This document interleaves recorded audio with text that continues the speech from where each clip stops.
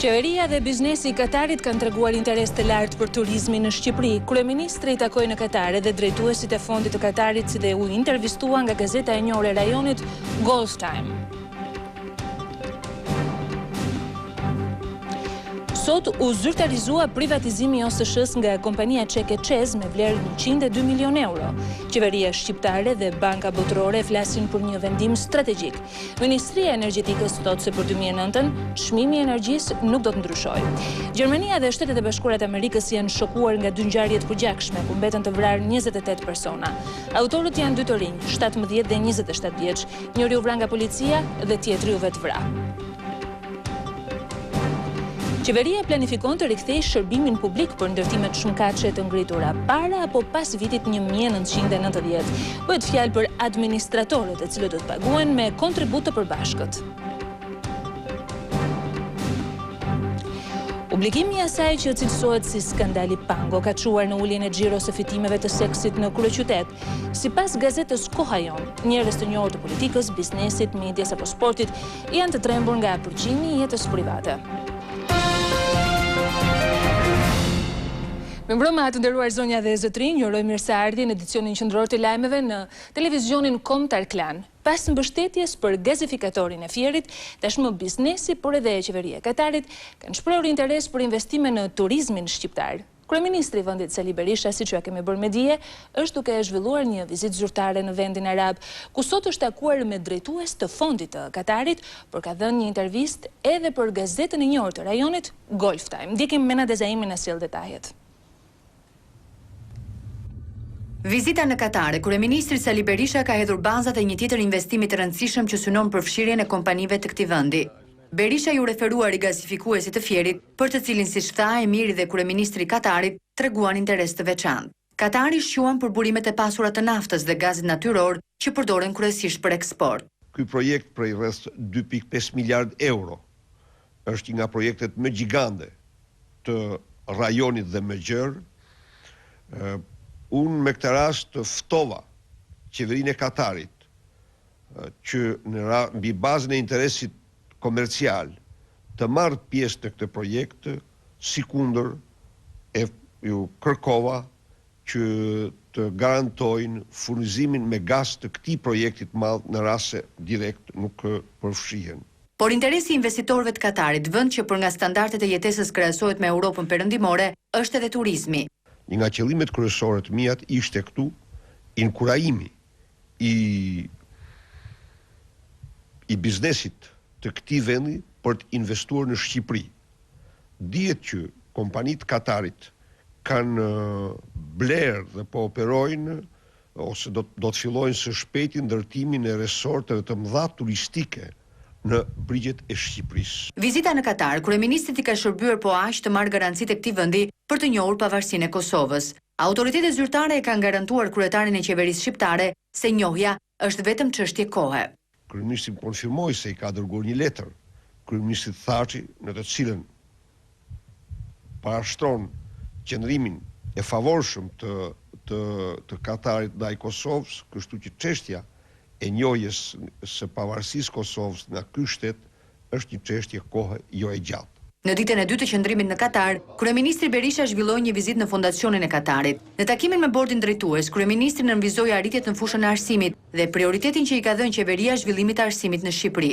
Drejtuesit e fondacionit shprehën interes për bashkëpunimin me Shqipërinë, që pritet të konkretizohet me dhënien e disa bursave studimi master pas universitar. Vizita e kryeministrit të Shqipërisë u pasqyruar gjërë në median vendase. Pas intervistës për një nga rrjetet më të fuqishme televizive Al Jazeera, kryeministri dha një intervistë edhe për gazetën e njohur Galf Tajm. Biznesi i Katarit e konsideron Shqipërinë si një vend potencial për investime me bazë gazin natyror. Zoti Agim Gjinali, i cili është përfaqësues i kompanisë ASG Power, ishte pjesëmarrës në konferencën e 7 që po zhvillohet në Doha pikërisht për çështjet e gazit natyror. Në një intervistë për televizionin kombëtar nga kryeqendra e Katarit, ai pohon se brenda një kohe shumë të shkurtër, Shqipëria do të kthehet në një ndër eksportuesit më të mëdhenj të gazit natyror në Europë. Në Doha, kryeqyteti i Katarit, zhvillohet konferenca e 7 e gazit natyror, e cila mbledh së bashku lider botror të kësaj industrie. Vizita e kryeministrit Berisha është pritur me mjaft interes, duke konsideruar Shqipërinë si vend potencial për investime me bazë gazi natyror. Ky fakt konfirmohet nga përfaqësuesi i ASG Power, Agim Gjinali, si një nga kompanitë pjesëmarrëse në konferencë. Gjinali thotë se ekzistojnë të gjitha mundësitë që Shqipëria brenda një periudhe të shkurtër të shndrohet në një ndër eksportuesit kryesor të gazit në Europë. Faktikisht ka pas një impakt shumë pozitiv vizita e Kryeministrit Berisha, sepse Shqipëria u paraqit si një shtet i cili mundet de facto me ndërtimin e rigasifikimit në Fierë me bë një kapacitet për Evropë, shtues të furnizimit me lanë të parë të gazit shumë të çmuar, në një kapacitet që nuk i jep asnjë rigasifikator tjetër në Evropë.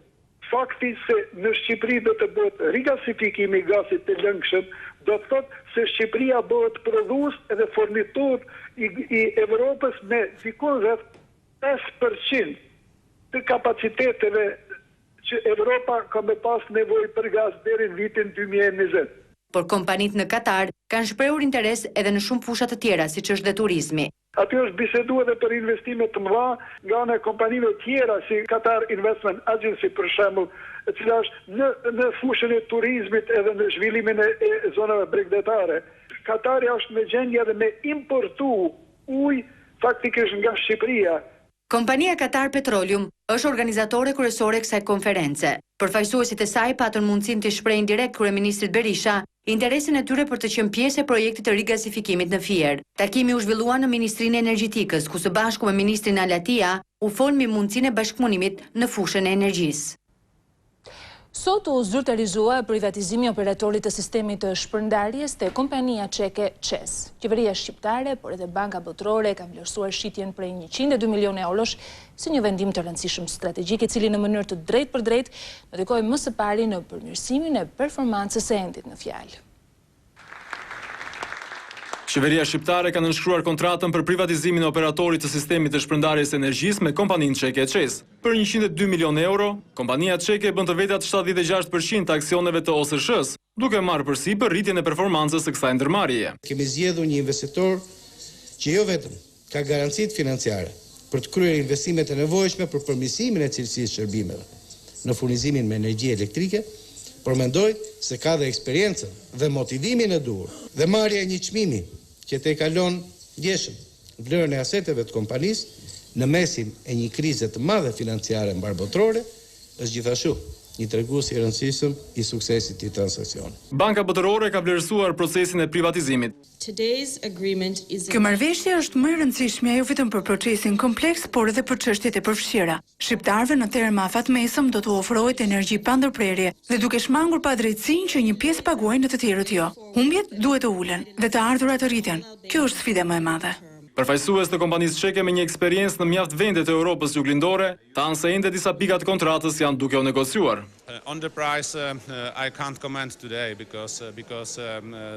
Marrëveshja nuk është mbyllur akoma. Çështja e tarifave do të negociohet dhe brenda 90 ditëve do të vihet me një plan biznesi ku do të jenë të saktësuar dhe çmimet e energjisë për konsumatorët. Ne do të investojmë qindra milionë euro për të garantuar energji pa ndërprerje. Privatizimi i OSSH-së është përshëndetur edhe nga USAD nëpërmjet një komunikate për shtyp. Por ndërkohë të gjithë konsumatorët pyesin cili është përfitimi i drejt për drejt nga privatizimi i operatorit të sistemit të shpërndarjes. Ajo që sigurohet më së pari është një shërbim më i mirë, por edhe energji pa ndërprerje. Ministria e Energjitikës sot ka garantuar se gjatë vitit 2009 nuk do të ketë rritje të çmimit të energjisë elektrike.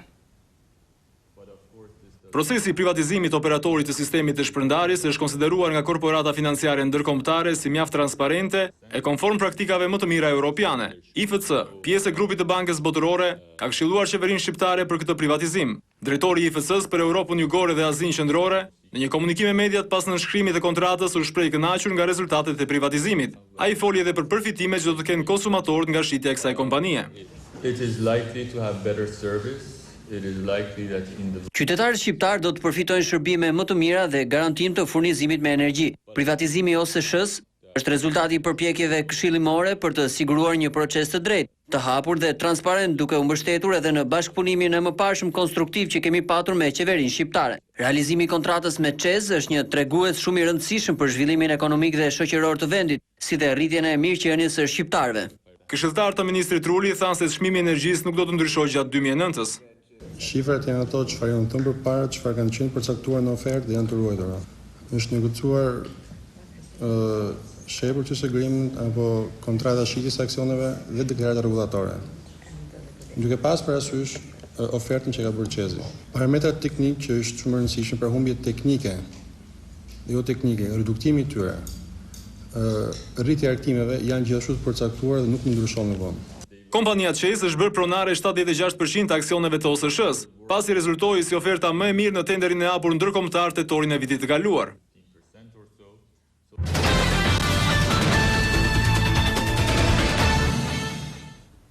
Lajmi i ditës në mediat ndërkombëtare, Gjermania dhe Shtetet e Bashkuara të Amerikës janë shokuar nga 2 masakra të cilat u kanë marrë jetën 28 personave dhe kanë lënduar 10 persona të tjerë. Protagonistët janë një 17 vjeçar i cili shndroi në një kasapan të vërtet një shkollë, një lice në Gjermani, duke vrarë disa kolegë, disa ish shok të tij, ndërkohë që edhe në Shtetet e Bashkuara të Amerikës një 27 vjeçar nga Alabama mendoni ka vrarë nënën, të afërm kalimtar e ka plagosur disa të tjerë.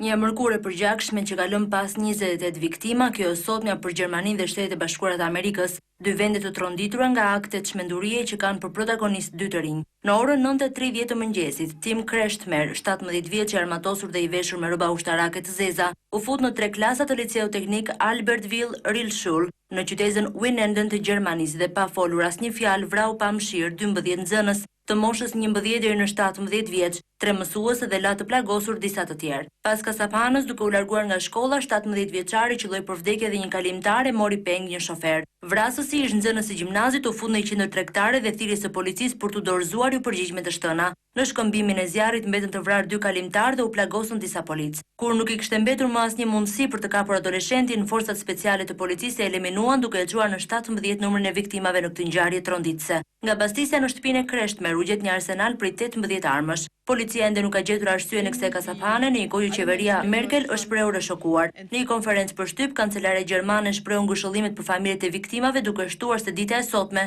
është një ditë zije për të gjithë Gjermaninë. Një masakër e ngjashme me bilans të frikshëm u regjistrua edhe në Alabama të Shteteve të Bashkuara të Amerikës. Një 27 vjeçar vrau 10 persona, 5 prej të cilëve të afërmit e tij, në 4 episode të përgjakshme të regjistruara në 2 qyteza, Kingston dhe Samson. Michael McLandon vrau fillimisht nënën, gjyshërit dhe 2 të afërm, më pas i vuri flakën shtëpisë dhe shkoi në qytetin fqinj. Në një pikë karburanti ai qelloi drejt kalimtarëve duke vrarë 5 persona të tjerë, mes të cilëve gruan dhe foshin e një zëvendës sherifit të Samsonit. Policia u vu në ndjekje të tij dhe përballë ka përfunduar në një fabrik metali ku i çmenduri ka vrarë veten me armën e tij gjysmë automatike. Në ndjekje të tij ishte vënë dhe zëvendës sherifi i kontesës Samsonit, pa e ditur se vrasësi kishte marrë jetën të shoqes dhe të birit të vogël. 4 kalimtarë të tjerë janë plagosur. Akoma nuk dihen arsyet e këtij akti marrëzie, ndërsa FBI po heton ngjarjen.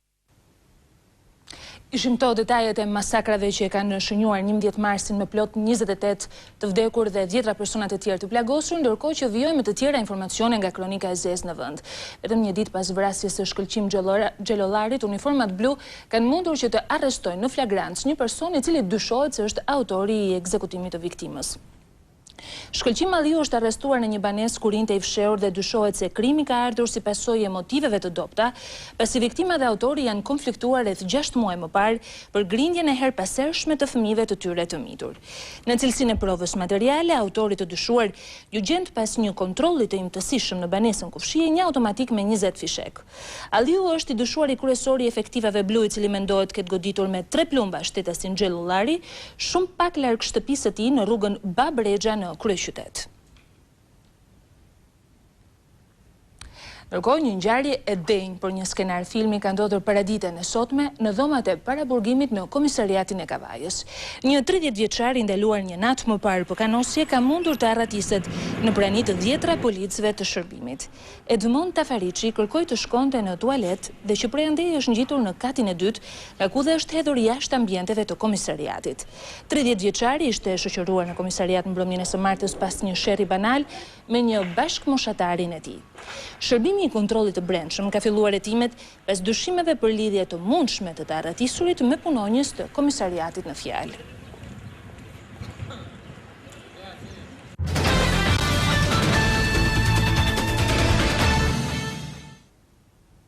Kryetari i Partisë Socialiste, zoti Edi Rama, ka qenë sot në zona të ndryshme të kryeqytetit. Ka trokitur derë më derë e ka ftuar banorët të marrin pjesë në manifestimin e 15 marsit në kujtim të viktimave të tragjedisë së ndodhur një vit më parë. Edi Rama, i shoqëruar nga vullnetarët e Bashkimit të Ri për Ndryshim, ka trokitur derë më derë dhe i ka bërë thirrje qytetarëve t'i bashkohen protestës së 15 marsit në një vjetorin e tragjedisë së Gërdecit. Rama ka ftuar banorët e rrugicave të bllokut Alidemi të dalin në sheshin Skënderbej në orën 6 pasdite. Duam të bëjmë manifestim të madh qytetar pa flamuj partisht, bashkuar. Dy veta paguajmë 70-80.000 lekë. As vjen fare faturisja këtu. Se si shpuna nuk e diu. Prandaj ditën e diel jemi së bashku në shenjë Skënderbej. Inshallah të jetë në ora 6 për të manifestuar nevojën e të gjithëve bashkë për ndryshim. Rama i ka përshkruar qytetarëve edhe itinerarin e ceremonisë përkujtimore, e cila do të nisë në kraterin e Gërdecit. Ai u është gjendur banorëve pranë duke dëgjuar edhe hallet e tyre. Turi derë më derë për rritjen e ndjeshmërisë qytetare është një nismë e re e Partisë Socialiste. Kryetaria e Vendit, zonja Josefina Topalli, ka qenë sot në Universitetin e Elbasanit, ku ka folur për dy çështje të rëndësishme, për politikat e qeverisë në fushën e arsimit, por edhe për dhunën ndaj gruas. Mësuesit dhe nxënësit do të jenë në qendër të politikave tona gjatë mandatit të dytë, kështu është drejtuar kryetaria e Vendit Josefina Topalli studentëve të konviktit në Universitetin Aleksandër Xhuvani gjatë takimit që zhvilloi në qytetin e Elbasanit. Topalli gjatë fjalës së saj tha se ndihet krenare që gjatë këtij mandati arsimi është trajtuar si një prioritet i qeverisë. Unë ndje mirë që mësuesve i kemi të fishur rrogat, por jo them një gjë me siguri, se në mandatin e dytë, në qofse ne rritem nga 3% në 4% pjesën e buxhetit që shkon tek arsimi, në mandatin e dytë kjo do shkojë në 6% dhe mësuesit dhe nxënësit do jetë pika kryesore ku do të fokusohen politikat tona arsimore. Në këtë takim, kryeparlamentaria foli edhe për dhunën në familje, duke thënë se shoqëria shqiptare nuk duhet të orientohet nga hipokrizia, por nga e vërteta. Unë personalisht nuk mund të pranoj kur që një burr që është ushtrues i dhunës në familje të flasin kundra dhunës në familje. Nuk pranoj unë që të më flasin emër të bashkimit të shoqërisë një njeri që nuk ka bashku familjen e tij të vogël. Gjatë vizitës së saj në Elbasan, kryetaria e Vendit pa nga afër ambientet e konviktit ku jetojnë në studiojnë student nga zonat e Shqipërisë së Mesme dhe Lindore. Në 3 vitet e fundit në Universitetin Aleksandër Xhuvani janë investuar mbi $1.5 milion dhe së shpejti pritet të ndërtohet dhe i konvikti i ri pranë këtij universiteti. Ndërkohë, Ministri i Jashtëm, zoti Lulzim Basha, ka marrë pjesë në ceremoninë e përvjetorit të 18 themelimit të Partisë Demokratike në Gramsh. Ju thotë të ndiqni një pjesë nga deklaratat e tij. Janari vitit 2009 vërtetoi qartë shqetësimet e përsëritura të opozitës. Aktiviteti ekonomik është në rënje. Kredia vazhdon të jetë e vështirë për biznesin dhe konsumatorët. Të ardhurat buxhetore janë në rënje. Vetëm të vëshoja për muaj janar është rreth $10 milion më pak se plani. Shumë tregues të ardhurë buxhetit janë me mos realizim. Shqipëri nuk ka asnjë lek nga donatorët. Kjo shifër është zero dhe këtu përfshihen edhe grantet e donatorëve ku një vend të rëndësishëm zon dhe financimet e Bashkimit Evropian.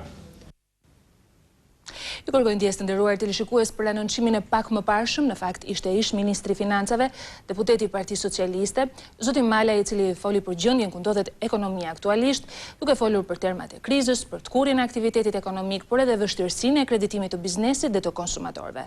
Ndërkohë do të vijojmë te edicioni informativ, flasim për një tjetër deklaratë politike të ditës, është zoti Petrit Vasili, sekretari i përgjithshëm i Lëvizjes Socialiste për Integrim, i cili ka kërkuar ngritjen e një komisioni hetimor parlamentar në lidhje me procedurat e pajisjes së qytetarëve me letërnjoftimet e reja elektronike.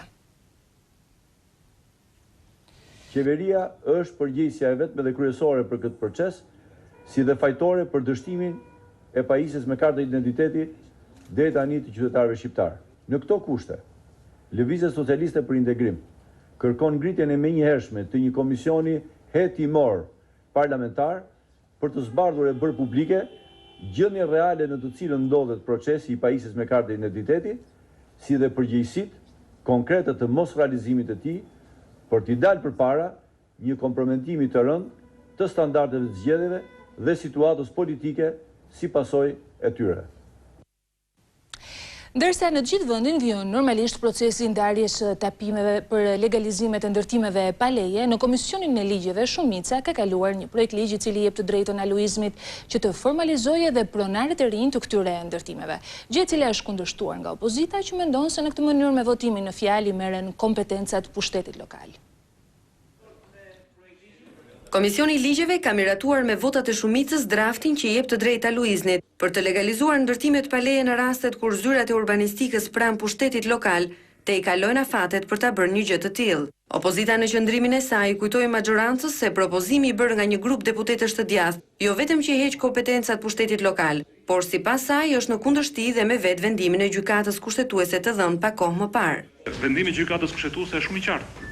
Dhe pozicioni jonë është shumë I qartë. Të vazhdojnë të mbesin kompetencat siç janë pushtetit lokal, duke respektuar vendimin e gjykatës kushtetuese. Procesi I legalizimit do vazhdojë edhe pas zgjedhjeve të 29 qershorit. Kaq. Aluizni nuk ka pse përdoret si forcë ndërhyrëse shpejt. Po sikur vetë aluiznit mos I zbatoi këto afate. Ja japim me ligj, nuk I zbaton.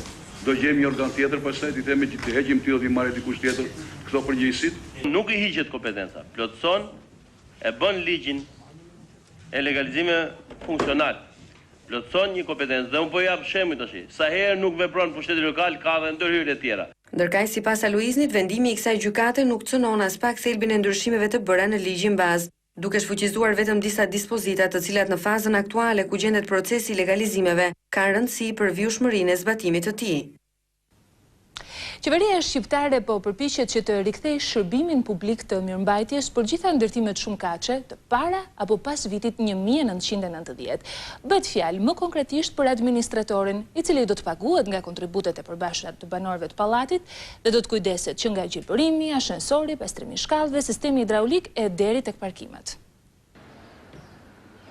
Qytetarët shqiptarë që jetojnë në ndërtesa të përbashkëta banimi, qofshin këto të ndërtuara përpara apo pas viteve 90, janë të detyruar që në bazë të projekt ligjit të ri për administrimin e objekteve të banimit të paguajnë për mirëmbajtjen e hapësirave të përbashkëta. Të ndryshe tani më nuk do të ketë pastrime individuale nga cili do prej nesh në bloqet e banimit ku jetojmë, por në hyrje të çdo pallati do të kemi një administrator.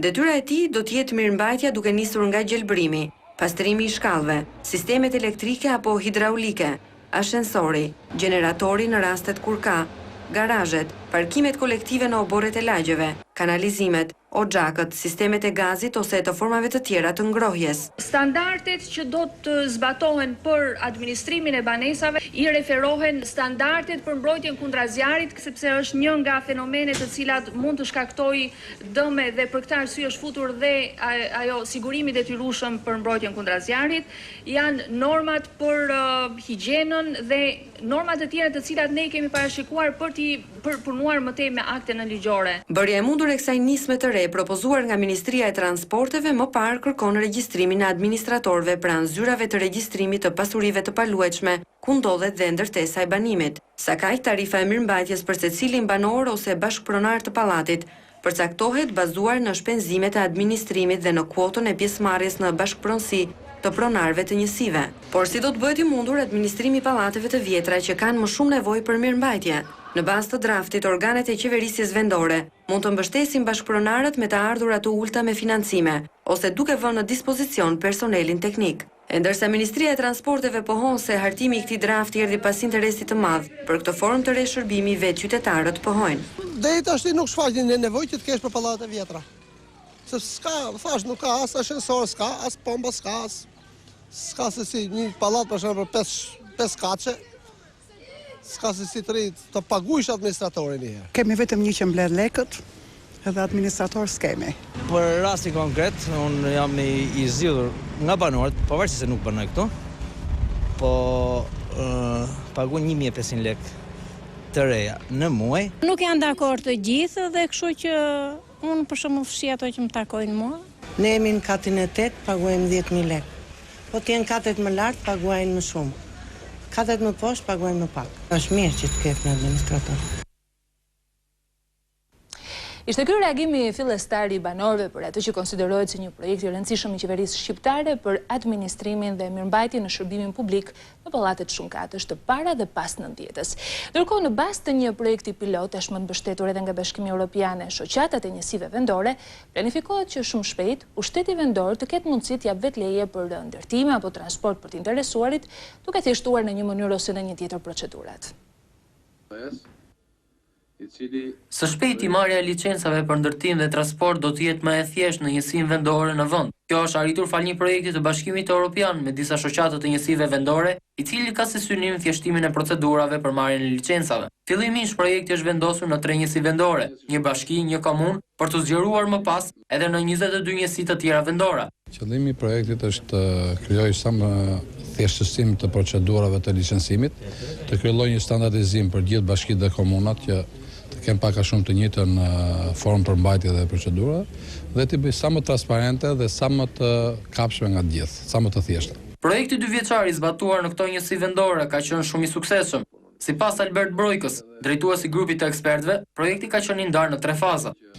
Në 25 njësi vendore ku ka punuar projekti, dhe këtu kam parasysh komuna, bashki dhe qarqe, është asimiluar plotësisht dhe është zbatuar plotësisht. Domethënë 3 drejtimet kryesore, reformimi në kuadrin ligjor, reformimi në strukturat e njësisë vendore apo vetë departamenteve të licencimit, ky është realizuar në 25 njësi. Po mbetet shumë për të bërë sepse në Shqipëri janë mbi 60 bashki, janë mbi 300 komuna, 12 qarqe. Së shpejti të gjitha rezultatet e projektit do të shpërndahen dhe njësive të tjera vendore në mënyrë për të thjeshtuar edhe më shumë procedurat e dhënies së licencave. Ndërkohë në rrethe të ndryshme të vendit vjet re një problematikë shqetësuese për sa takon licencimit të automjeteve të tonazheve të ndryshëm. Kamera e televizionit Klan ka qenë në Korçë dhe në Fier duke sjellë shqetësimin e të vetë punësuarve në këtë sektor, të cilët ankohen për konkurrencën e pandershme nga subjektet që nuk paguajnë taksat. Makina nga e cila sapo zbrita është një taksi, por që në fakt pamja e saj tregon qartë që nuk është e tillë. Ato ju ofron qytetarëve një çmim gati sa gjysma e çmimit që ofrojnë taksitë e licencuara, duke i konkuruar këta të fundit në mënyrë të pandeshme. Në rrugët e qytetit të Korçës mund të gjesh me 10 taksi të tilla të palicencuara që të ofrojnë shërbim në çdo vend dhe në çdo kohë. Edhe pse një aktivitet i palishëm dhe informal ai konkuron në mënyrë të denjë taksitë e licencuara. Jam në procedura ta mbyll. Nuk vazhdojmë dot më. Se vetëm të paguajmë shtetin se ja dalim dot. Të gjitha veturat që shikonin në qytetin e Korçës, të gjitha punojnë taksi. Prandaj ne kemi folur, kemi diskutuar gjithmonë, por akoma nuk është bërë diçka. Përfaqësues të Bashkisë së Korçës kanë bërë me dije se shumë shpejt policia bashkiake do të ndërmarrë një aksion për të mos lejuar mjetet e zakonshme të punojnë si taksi. I njëjti fenomen ndodh edhe në qytetin e Fierit. Kushdo që mund të ketë një makinë mund të punojë si taksi pa patur nevojën e pajisjes me licencë. Taksistët thonë se e kanë ngritur disa herë si shqetësim, por deri më tani nuk është marrë ndonjë mas. Na konkurojnë shumë taksitë e tjera që janë me targa të bardha, mendohet që mund të jenë 200. Kemi prova, kemi dhe fakte. Punë nuk kemi fare, sepse këtu vinë të gjithë. Nuk vinë të punojë vetëm taksi i qytetit. Vinë fshatrat, e fut vend të vend taksivet, pas një lloj dokumenti. Për sa i takon konkurrencës së pandeshme, është bërë një punë në fakt me anë të policisë bashkiake në pikat stacionare që ne kemi përcaktuar për grumbullimin e taksive, por kërkohet një bashkëpunim më i mirë dhe një veprim i policisë rrugore, e cila mund i kontrollojë këto mjete dhe gjatë akseve që ato përshkruajnë dhe distancave që ato bëjnë. Përveç shqetësimit për konkurrencën e pandershme, prania e shumë taksive të palicencuara në këtë qytet ka bërë që të dështojë edhe kësaj radhe vendosja e taksimetrave. Do të vijmë me të tjera informacione të ditës. Ambasadori i Organizatës për Sigurimin dhe Bashkëpunimin Evropian në Tiranë ka shfrytzuar një takim për etikën e gjyqtarit, lëshuar mesazhe të forta për median si një pushtet integral për zhvillimin e demokracisë. Misioni OSSH-së në Shqipëri dhe Këshilli i Lartë i Drejtësisë iniciojnë seminarin mbi etikën e gjyqtarit. Kreu i misionit që finanson këtë trajnim, Robert Bosch, përcolli mesazhin që përveç një drejtësie të pavarur, një tjetër pushtet kërkon të jetë i pavarur, ndaj është media. Një media e pavarur është gjithashtu një pjesë integrale e një shteti demokratik. Pavarësia e gjyqësorit nga pushtetet e tjera dhe gjykimet e drejta janë të lidhura ngushtë me njëri tjetrin. Zëvendës kryetari i Këshillit të Lartë të Drejtësisë Krishnik Spaiu tha se etika është një pjesë e edukimit ligjor dhe ne duam standarde të reja në sjelljen e tyre. Ministri i Brendshëm zoti Bujar Nishani dhe kryetari i delegacionit Komisionit Evropian zoti Helmut Lohan kanë marrë pjesë sot në ceremoninë e inaugurimit fillimit punimeve për rikonstruksionin e shkollës së formimit policor. Financimi i projektit me vlerë 1.5 milion euro është mundësuar nga programi KART si Bashkimit Evropian. Ministri Nishani vlerësoi eksperiencën dhe ndihmën e dhënë nga misionet Pameka e Citap për konsolidimin e arsimimit policor. Ndërsa ambasadori Lohan u shpreh se kjo ndihmë jepet që të krijohet ambienti i duhur për formimin e një force profesionale policore që ndikon në performancën e përgjithshme cilësore të policisë së shtetit. Ambasadori Lohan vlerësoi edhe ligjin për policinë e shtetit si një hapimbar në këtë drejtim. Do ndalem në investigimin më të fundit të përditshme Skohajon, e cila i referohet një interviste dhënë nga një vajzë e cila ka frekuentuar rregullisht njerëz të biznesit, të medias, të sportit, të politikës, e cila tregon se gjatë kohëve të fundit ka patur një ulje të xhiros së fitimeve të seksit për shkak se këta njerëz tremben se mund të përgjohen në çdo moment në jetën e tyre private. Detajet i sjell kronika. Skema e konsoliduar deri më tani në shitjen e trupit për 200 euro në natë në zonën më të pasur të Tiranës, ish bllokut, duket se është tronditur. Nuk është kriza botërore ajo që ka të kurrur xhepat e klientëve, më së shumti politikan, biznesmen dhe emigrant, por fenomeni pango.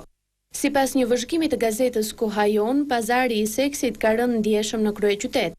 Një protagoniste e këtij tregu, një vajzë 23 vjeçare, rrëfen se kamerat e fshehta tani janë bërë tmerri i klientëve të saj, e përrjedhoi telefoni që nuk pushonte tani nuk bie më fare. Ajo nuk pranon se është një prostitut duke dhënë argumentat e saj, por sidoqoftë pranon se për 200 euro në natë bëhet shoqëruese e një politikani apo biznesmeni duke darkuar me të, më pas disa orë në pub dhe orët e mbetura në intimitet në ndonjë hotel. Kjo është ana e panjohur për ata që e njohin. Një punë në kazino është mbulesa për të dukur më se normale për të gjithë. E cituar në gazetën Kohajon si vajza me inicialin M, 23 vjeçarja thotë se ajo që i ndodhi ministrit i ka trembur shumë njerëzit që ishin klientë të rregullt të saj dhe të kolegëve të shumta të njëjtit shërbim. Ajo thotë se paralajmërimi se pas pango se kanë radhën të tjerë dhe se kamera do të vazhdojnë të punojnë i ka larguar të apasionuarit pas këtij argëtimi. Rreziku për një skandal seksual që mund t'i kushtonte familjen apo jetën publike ndonjërit ka bërë që klientët të rallohen. Më pranon se ajo fiton qindra euro në javë. Për mosha po shkon dhe klientët preferojnë 18 vjeçare. Me gjithë dëshirën për ta lënë shpejt këtë zanat, ajo pohon se do të rrijë edhe ca kohë, sa të bëj parat për të nisur me to një biznes të saj.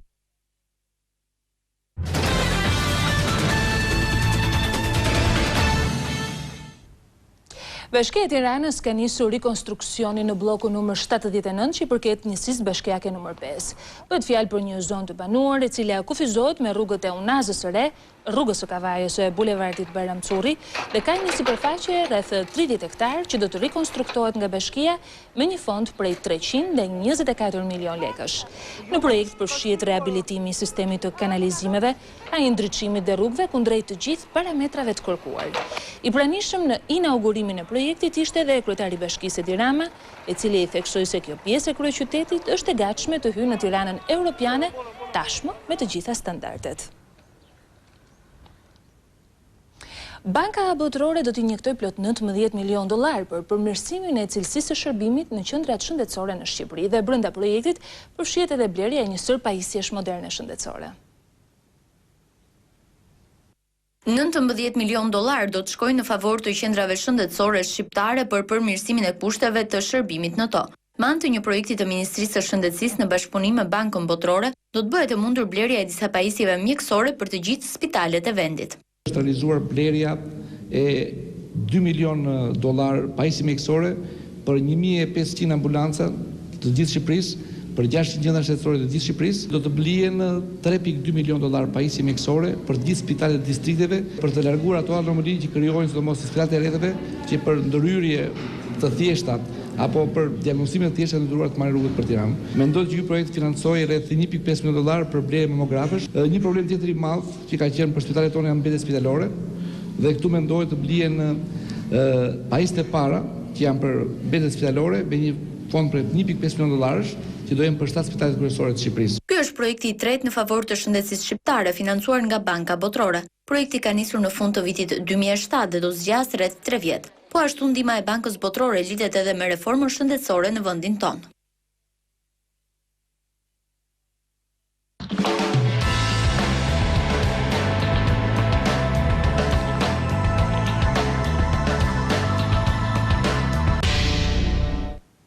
Të tre ekipet e kryeqytetit, Tirana, Dinamo e Partizani, tashmë janë kualifikuar në gjysmëfinalet e Kupës së Shqipërisë. Bashkë me ta, në këtë aventurë është edhe ekipi i Shkumbinit. Partizani, Dinamo, Shkumbini dhe Tirana janë ka skuadra gjysmëfinaliste të Kupës së Shqipërisë, të kujt janë kualifikuar pas gjuetjes së 11 metrëshave. Koha e rregullt e ndeshjes së dytë me flamurtarin përfundoi 1-0 për Partizanin. Goli u shënua nga Capa. Një merit të madhe ka edhe portieri të kuqve Orges Shei, i cili priti një penalti gjatë ndeshjes. Pas barazimit të parë 0-0, Tirana ka shënuar 2 gole në portën e Elbasanit duke siguruar kualifikimin. Autorët janë Sajmir Patushi dhe Daniel Xhafa. Të 2 golat e Tiranës janë shënuar në fillimin e pjesës së parë në minutën e 9 dhe të 12. E kualifikuara tjetër është Shkumbini, që ka fituar 1-0 ndeshjen e dytë me Besën. Goli fitores së Shkumbinit është klasifikuar si një autogol i Sokolishkës. Dinamo si ka mjaftuar të ruajë rezultatin e ndeshjes së parë me Vllaznin 2-1 për të qenë kualifikuar. 2 ndeshje gjysmëfinale do të përcaktohen me short, por njëra sigurisht që do të jetë një derbi mes 3 skuadrave të kryeqytetit. Takimet e para do të zhvillohen më 8 prill, ndërsa të kthimit më 22. Gara e tashmë është e hapur me detajet e Erion Todhes, do të shohim në vijim se kush do ta fitojë dhe Kupën e Shqipërisë. Nderuar televizionistë, kemi mbritur në fund të këtij edicioni lajmesh, jeni njohur me ngjarjet kryesore të kësaj dite dhe si gjithnjë ju kujtoj në fund të çdo edicioni lajmesh të klikoni në tvklan.tv për të marrë informacione në kohë reale nga vendi e nga bota e për të ndjekur programacionin e ngjeshur të televizionit kombëtar Klan. Pra, si gjithnjë klikoni në këtë faqe. Ndërkohë do t'ju lënë në shoqërinë e programacionit në vijim, do të jetë fillimisht Enkel Demi te Kutia dhe mos mungoni në orën 22 me Blendi Opinion. Bashkë më rëpafshëm.